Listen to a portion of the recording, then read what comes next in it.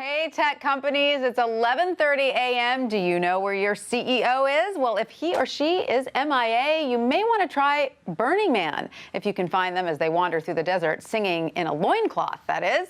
WSJ's Georgia Wells is here to fill us in on the contingency plans many startups put in place as their employees flock to the playa. Hi, Georgia, great to see you. Hi, thank you. So Burning Man is happening right now, is that right?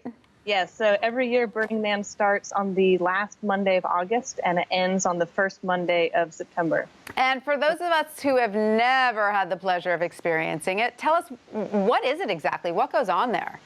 So it's a group of 70,000 people who gather in the desert under their 10 principles, which include things like radical inclusion, gifting, decommodification. So everyone is welcome and you're supposed to just give things to other people without expecting payment. So for some people, it's a week-long hippie utopia, and for others, it turns into a week of debauchery. And where exactly is it? I'm assuming there is no internet connection out there. So it's in the middle of Black Rock Desert, Nevada, and for years, indeed, there was no internet, but last year, AT&T and Verizon installed cell towers.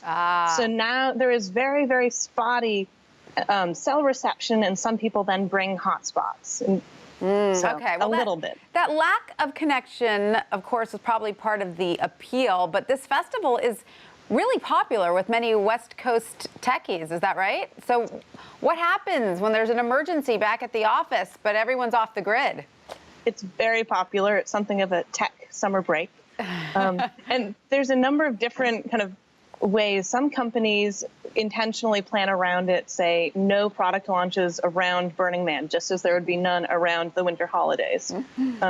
Other companies like instruct employees to check their email once a day, and if they need to, then they can drive the 100 miles to the nearest town.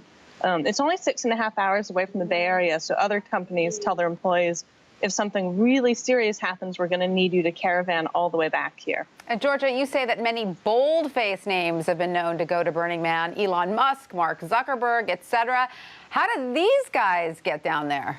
Well, they're not caravanning. They're taking personal jets, airplanes, and helicopters. However, this year there's a private airplane service. If you're willing to shell out $2,000, you can fly to Burning Man on a private plane. Wow, it kind of sounds like fun. Now, you spoke with a few specific companies about it, and they feel like they've got it worked out. They're not too worried. They're not too worried yet, and Burning Man will end in just a couple days. Right. But many of them have offices in other cities outside of the Bay Area, and they've put those offices on notice. Wow, they may need to step in. It sounds intriguing, I have to say. Georgia, have you ever been to Burning Man yourself?